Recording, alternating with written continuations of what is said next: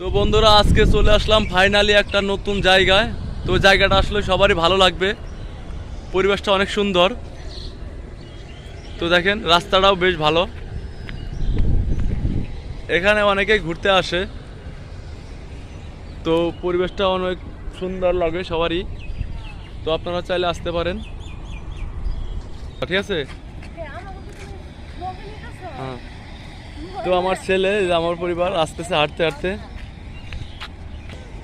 তো এই পাশে দেখেন কেছে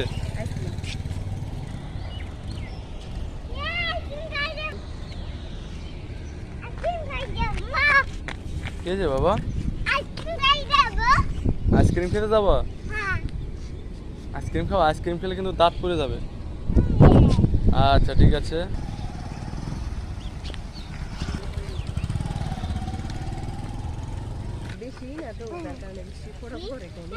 তো বৃষ্টি হচ্ছে, আমরা গাছের নিচে দাঁড়িয়ে আছি।